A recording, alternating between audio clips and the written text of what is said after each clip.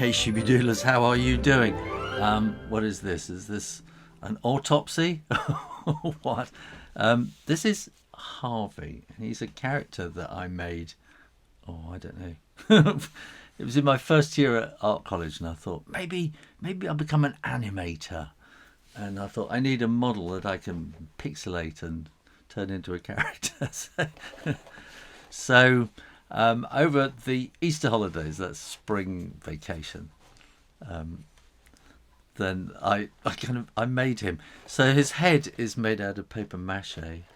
You can just see a bit of newsprint in there, and it's a bit strange. So it's kind of articulated so that all he can do is nod. So I hadn't really thought through expressions and things like that before, and he's kind of fully articulated, but there's something that I hadn't really worked out. This is so dusty. So this has been sitting in my mum's landing for 20 years. So there's a hole there for his head to go in there like that. And you can see, here's a handsome guy. I can't remember. I have a feeling that these were old floorboards that I made this with. I seem to remember. And so they're glued together, pinned together with dowels, carved, shaped. There's something going on underneath there. I can't work out what. I think that's just his sort of t-shirt, basically. And look, pins. I've carved these joints. His feet keep coming off as well. Having made him, he's wonderful, and he's fully articulated and does sort of everything you need him to do, picking his nose and the joints don't stay in position. I've got a little bit of cardboard or something squeezed in. A bit of rubber, is it? I don't know. A bit of rubber I've put in there or something that I've tried to tighten up the joint. And having made him, I realised he just wasn't going to work, because if you tried to make him stand up, he just falls over. So, yeah. You may think he kind of looks a little bit like me. Yeah, that's probably not an accident. He needs a little bit of tender loving care, really. So I've got to stitch up his trousers, his pants. I think that his trousers here, the waistline is a little... He's obviously expanded his waistline. Or I didn't make it big enough in the first place. This little top that he's wearing is a sort of a precious memory too. It's Victorian blue velvet from an old pair of curtains my mum bought at an auction, and from which she made me a fabulous, so this is when I was about 14, 15, made me this fabulous sort of Victorian frock coat, velvet frock coat.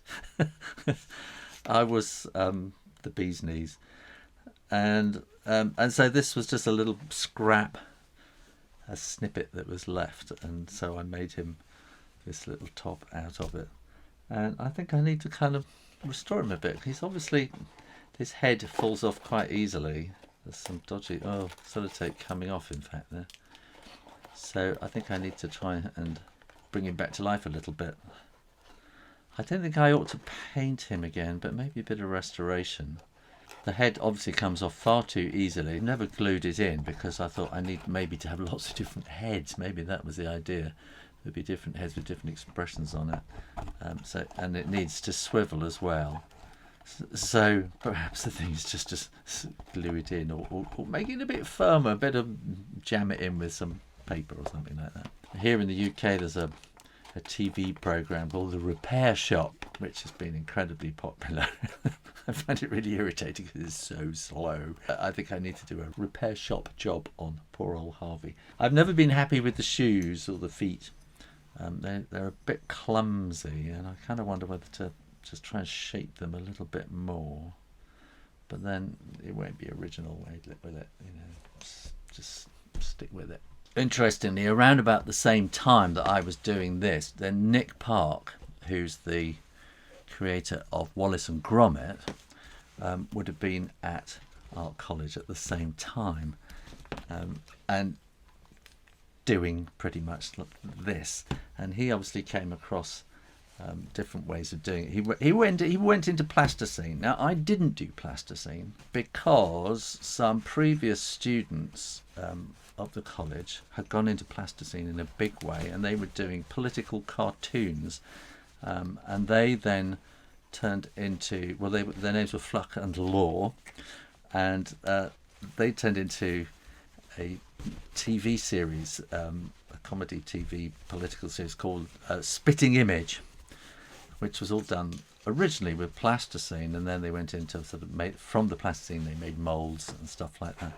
And there was also a guy in the year above me who was doing plasticine. So I kind of didn't want to do plasticine, which is obviously what Nick Park did. He kind of learned that plasticine was a thing you could do with animation.